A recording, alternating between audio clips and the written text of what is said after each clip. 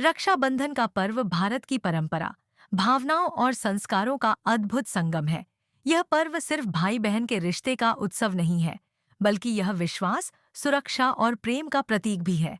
जब एक बहन अपने भाई की कलाई पर राखी बांधती है, तो वह केवल एक धागा नहीं होता।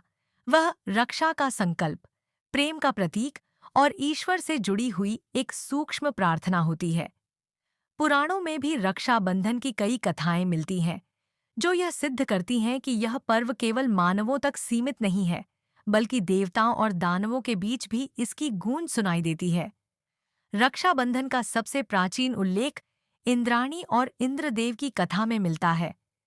जब असुरों से युद्ध में इंद्र पराजय की ओर अग्रसर थे, तब उनकी पत्नी इंद्राणी ने उन्हें एक रक्षा सूत्र बांधा और प्रार्थना की कि उनके पति विजयी होकर लौटे।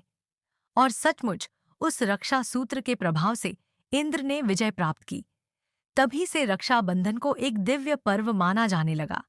आज के समय में जब जीवन की रफ्तार बहुत तेज हो गई है, तब इस पर्व की भावना को और गहरा करने के लिए कुछ ऐसे दिव्य उपाय भी हैं, जिन्हें अपनाकर बहनें अपने भाई के जीवन को और भी शुभ, सुरक्षित और सफल बना सकती हैं।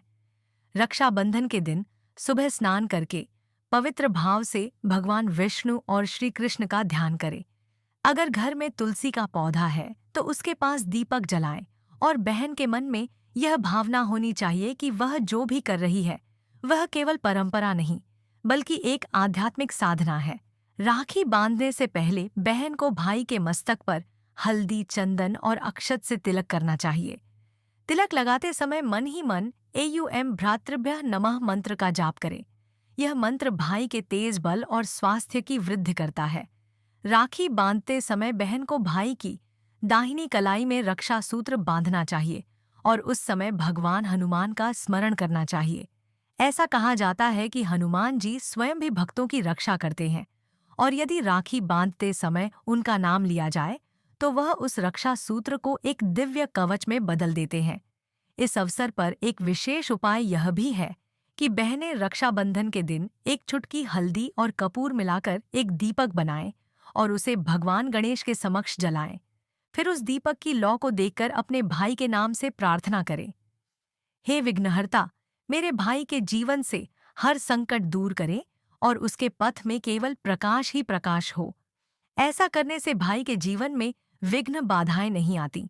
अगर आप चाहें तो एक तुलसी पत्र पर केसर से अपने भाई का नाम लिखकर श्री कृष्ण के चरणों में अर्पित करें और कहें, हे माधव, जैसे आप राधा रानी की रक्षा करते हैं, वैसे ही मेरे भाई की रक्षा भी करें। इस भावना से किया गया अर्पण न केवल आध्यात्मिक बल देता है, बल्कि आपके भाई के जीवन में शुभता और समृद्धि का प्रवेश भी करता है। रक्षाबंधन पर बहनें हनुमान चालीसा या संकट मोचन स्तोत्र का पाठ अपने भाई के नाम से करें।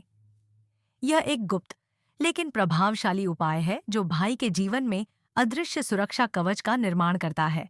विशेष रूप से यदि भाई किसी संकट, बीमारी या मानसिक तनाव से गुजर रहा हो, तो यह उपाय अत्यधिक लाभकारी सिद्ध होता है। रात को सोते समय बहन अपने भाई के सिरहाने एक चुटकी साबुत चावल और 5 तुलसी के पत्ते रख दे। यह उपाय शांति और स्थिरता का प्रतीक है और नकारात्मक ऊर्जा से बचाव करता है। अगली सुबह इन पत्तों को तुलसी के पास रख दें। यदि आपकी शादी हो चुकी है और आप अपने भाई से दूर रहती हैं, तो भी आप यह सब मानसिक रूप से कर सकती हैं।